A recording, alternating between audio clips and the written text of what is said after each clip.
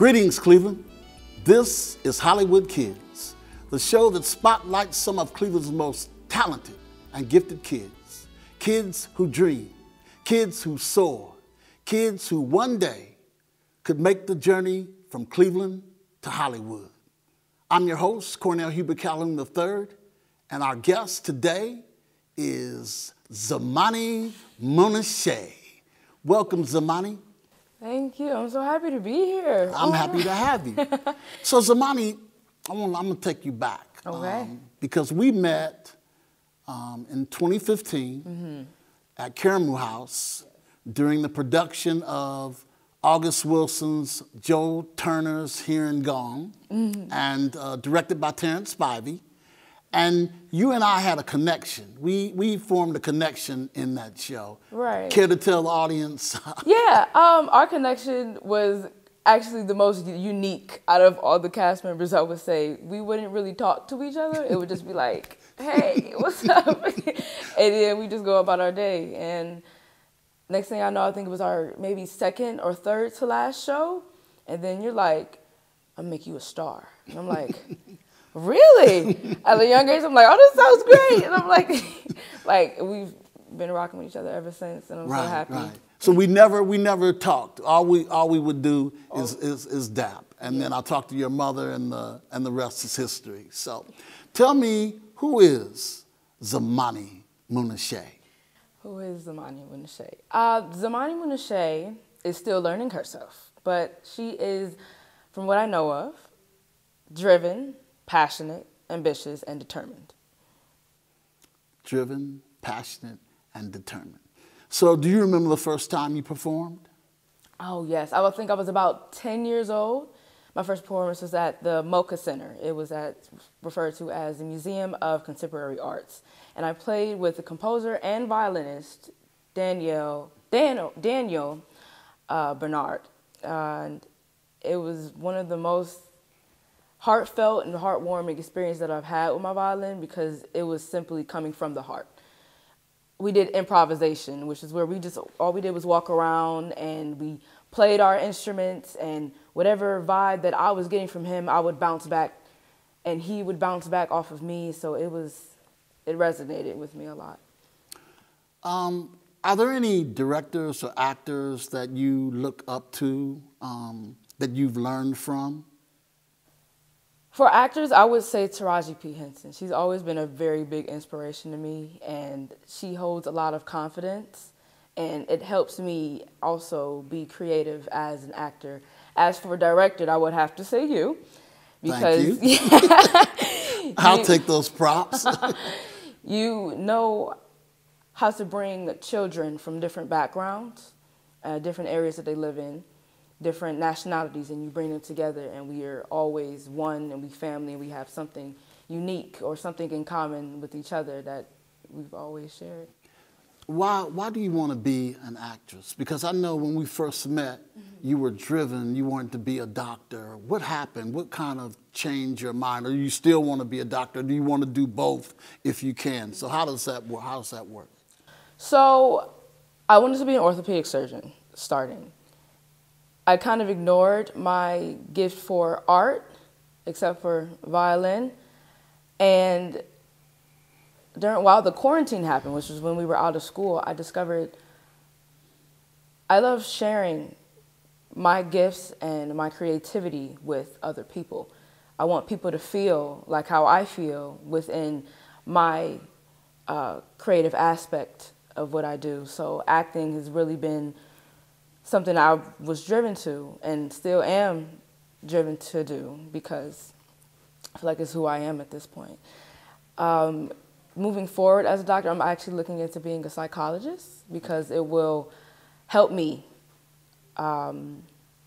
get what I need to get for my mind, and learning other people, and also actions that other people may give me. So. Is there a dream character? If you could play any role in a feature film or a short film, is there a dream character that you would want to portray? Actually, I'm going to cheat a little bit. It's a TV show. Okay, that's good. That's fine. And it's called Being Mary Jane. Gabrielle Union plays in that show, and she is Mary Jane. Gabrielle Union in the show has a very strong and powerful personality, I would describe her as. She's a very strong and very independent, intelligent woman, and she goes through a lot, going from coworkers to having just relationships, family, and even friends. It's so much that she goes through, and she has to stay strong a lot of the time, but you still get that believable and relatable character within her, and I feel like that resonates also with me, because I feel like it will be a challenge for me to be able to go from strong and then go from vulnerable and then still give those motions of, I can be up here, but I can also bring you down here too, and I want to take you with me on the journey. So it would be very thrilling to play that character. What do you enjoy most about performing? I mean, what do you feel when you're on stage, especially that curtain call? Yeah. You know, when you feel that energy from the audience. I mean, I think as a performer myself, that's one of the most awesome experiences I think a performer can feel. What makes you want to perform? The audience, actually. I love taking my audience through the highs and lows and different motions of being happy with me and being sad with me and even being angry, just taking through the journey along with me, having them feel what I feel and being able to express and be as creative as I possibly can and show the world what I can do.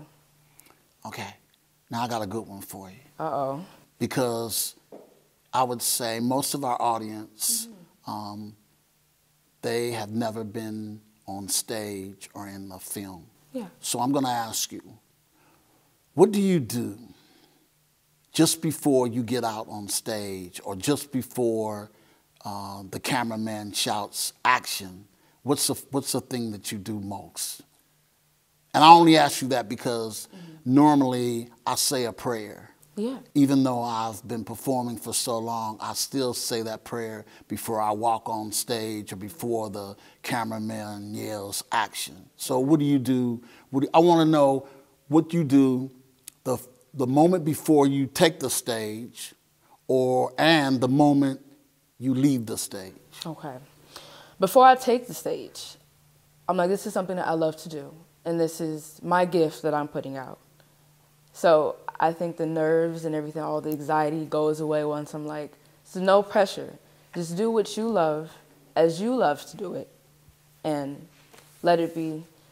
I feel like that helps me a lot, because if you have those high standards of, oh, everyone's watching me, oh, what are they going to think about me? I feel like it's what you think about yourself and the confidence and self-assurance that you have within yourself that enables you to step on a stage and be like, I got this. And I always try my best to put my foot forward. So, and coming out of the stage, I tell myself everything's going to be okay. I know that I did my best, and no matter what happens, I know with me, I know I'm fine. My family, they're very supportive. I know I'm fine. When I go home, they're like, you did your thing, girl. And I'm like, okay. So all that reassurance, I believe, with yourself and then also with the people who are closest to you helps. Okay. So we're going to take a moment to look at a clip of Zamani in an award-winning film.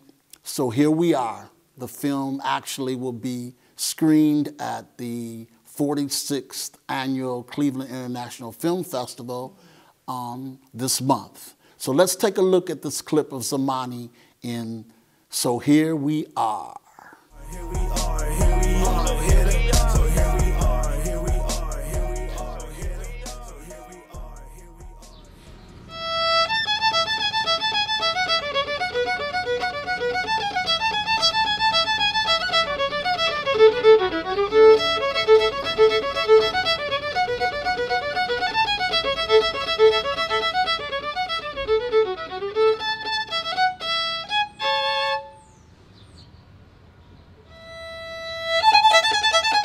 Girl, stop playing the violin. Dang. They hard. I'm trying to give y'all a summer interlude. Well, you're giving us a summer migraine. Please, it's too hot out here. What? Fine by me. So here we are. Okay, so what did you feel in doing that in that film? And did you think that the film would have as much impact as it had? Because the film actually will be screened at the Atlanta Children's Film Festival and the Los Angeles International Children's Film Festival. So you're going all over the world, girl, so, all over the country. So what did you feel when we shot that film? It was so fun to shoot it, and then shooting it again with Logan and Marlena. It was incredibly fun, especially when I'm playing my instrument. It's very hot outside, humid, and they're like, "Why are you playing that instrument?" I'm giving y'all a summer interlude. That's what's going on here. And they're like, "Oh, we don't want to hear that." And I'm like, well, I mean, music is universal language, so it brings everybody together. Right. So, oh my gosh, I'm reminiscing right now because it was just so fun to do. Right. And then the end scene was so unexpected.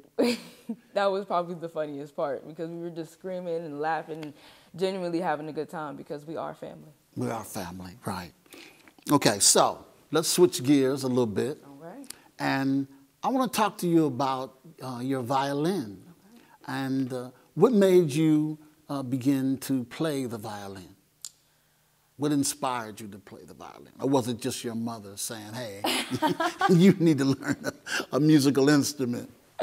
Actually, my mother did help me, and she did push me to learn a musical instrument. Of course, at a young age, I was not knowing anything about actually playing music. I'm like, oh, okay, I hear it, but playing it, I wasn't really thinking about it. It wasn't at the front of my mind. But when she introduced me to it and she gave me those tools to be able to play an instrument and be able to express myself and my creativity, I feel like with her motivating me and pushing me, it also gave me my natural demeanor for it too.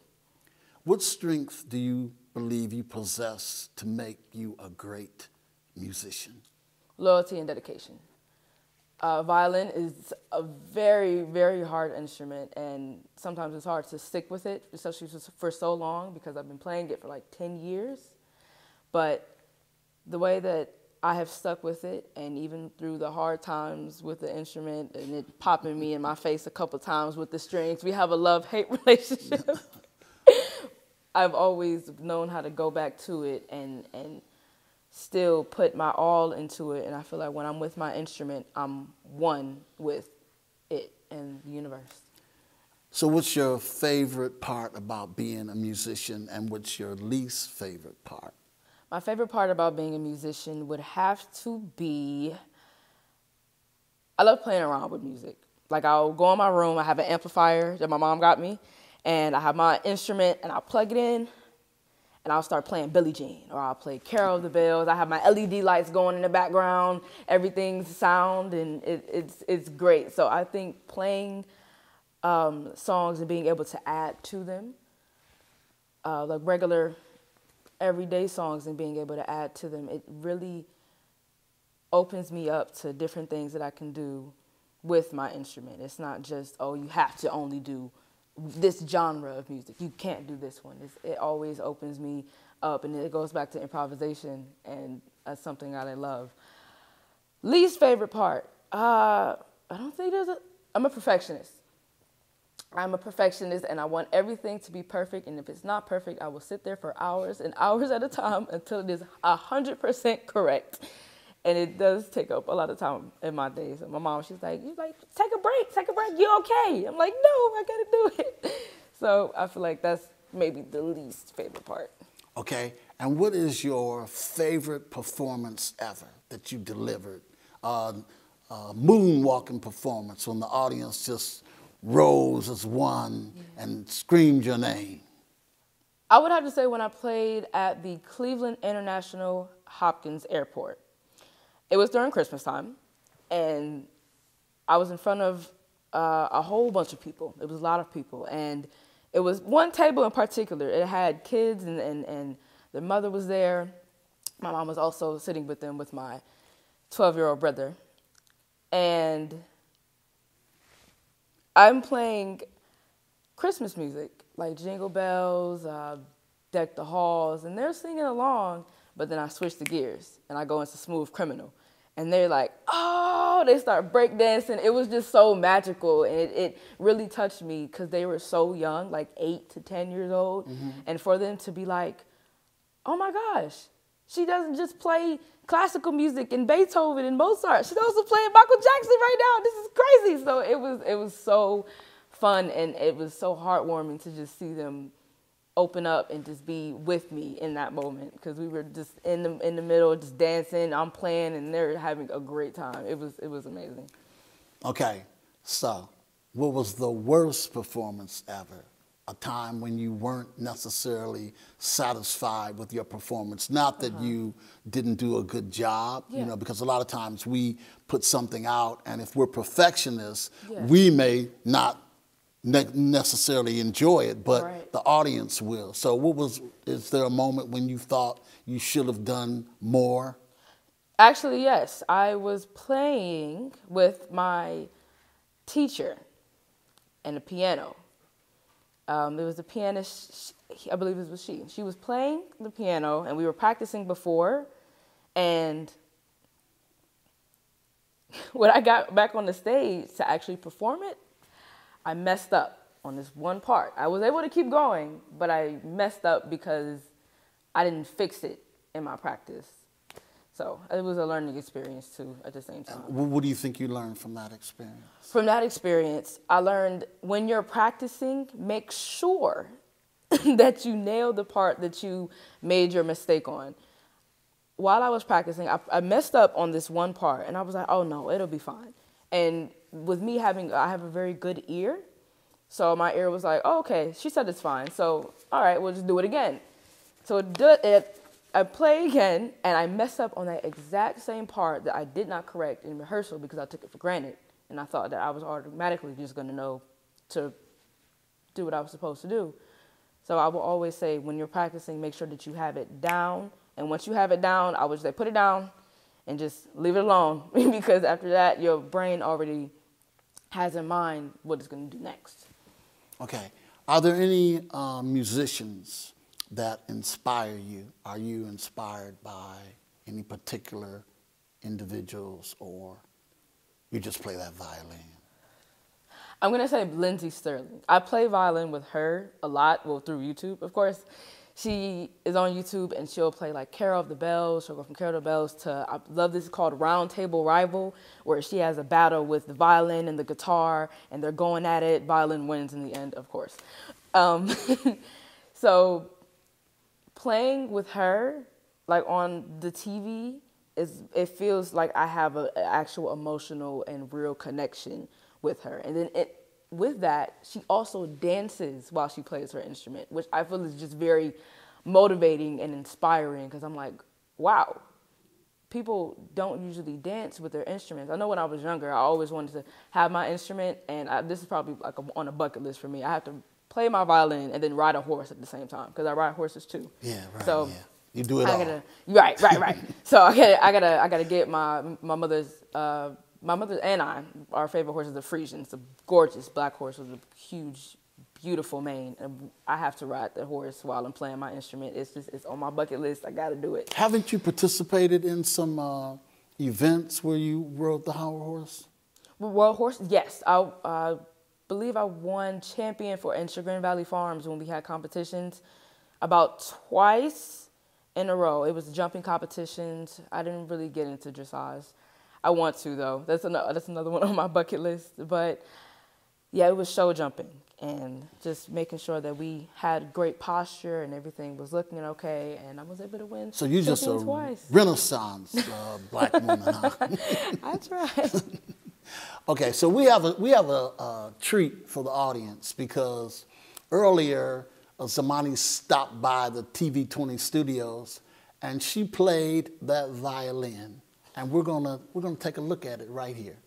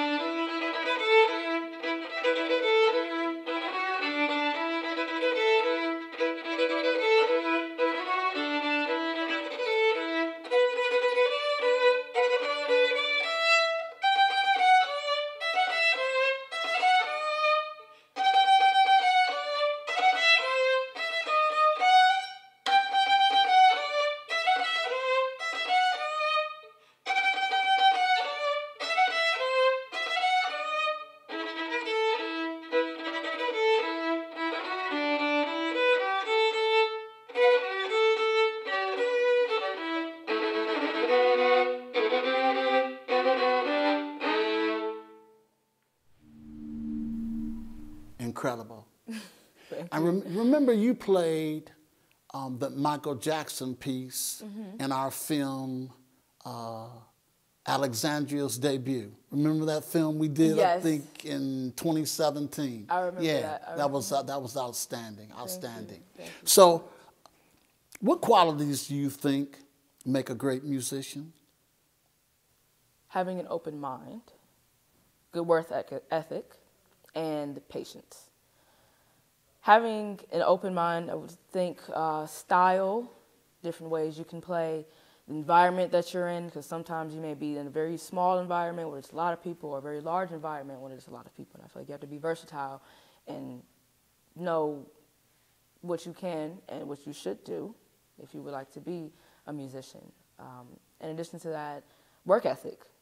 Violin and any instrument, anything that you really want to put hard work into, it gets tough. And that also goes along with patience. You have to be patient with yourself and not expect to be playing Beethoven's Suite the next morning when you just got your instrument the following day. And yeah, I feel like just being present in what you do. How difficult is it to play the violin without a music sheet, to just play without it, like you did in the performance? Uh-huh. Is it a challenge? Yeah. Okay. I would say, depending on what piece someone is playing, it may be challenging because pieces can get very difficult and very hard, and people, they rely on like markings in music, and they have to say, oh, okay, I have to do this here. But I feel that's where also my improvisation comes in, because I'm able to know, okay, if I do make a bloop on a note, I can come back to it, and I already know what could be the next note that I missed previously before. So having that in order and just staying on top of it, I don't think it's that difficult, but it can get pretty difficult, especially depending on what piece you're playing, and it could be a lot of material. Okay. So do you find that directors and producers ask you to participate in their films or plays because you can play the violin? Because I know I'm guilty of that. Yes, you're definitely guilty of it. But actually, I played in the G-Cuffs. It's the Greater Cleveland Urban Film Festival. And I had to use my violin in that one. I was playing a character, her name was Freya, and she was going through a lot of stuff mentally, and she was struggling with her mother and her father not really showing her that much attention. And she went to a very, very dark place, I'm going to say. And what got her out of it was her instrument. Violin was able to get her out of that hardness and suffering that she was in, and it let her go. And she was able to expound on it more, and because that's something that you can't take away from someone. You can't take away someone's gift or love or passion for something. Because I was thinking that every play and film that you did for me, you played the violin. Yes, I did. And I think it was primarily because I wanted to showcase your talent. Yeah. But I'm going to promise you, the next film, I'm not going to have you play the violin. I'm just going to have you, I'm just going to have you go drama, straight drama. I'm excited. No, that's a promise, I'm okay? excited. All right, so what can we see in the future for Zamani Munashe? What can we expect from you? Tell me that exciting news that you shared with me before we went on set. Well, I got a scholarship, full tuition, to go to Miami University in Oxford. And after graduating, yes, thank you. And I will be graduating there, I believe. And I'm still waiting for other acceptances to come in. I'm actually waiting for University of Southern California to give me a call back April 1st. And because currently you're a senior at John Hay High School, is that correct? Yes, sir. Okay. And you're in, what school are you in at John Hay? School of Science and Medicine. School of Science and Medicine. Yes. Okay. All right. Yeah. Well, thank you for being on the show. I really appreciate it. You're the first that I've had on this show. This is new. Thank you. I'm honored. Thank you. Okay. I'd like to thank Zamani Munashe for stopping by TV 20 today. I'm your host, Cornell H. Calhoun III, for TV 20 and Cleveland's Hollywood Kids. Until the next time, trust, believe, dream, then soar.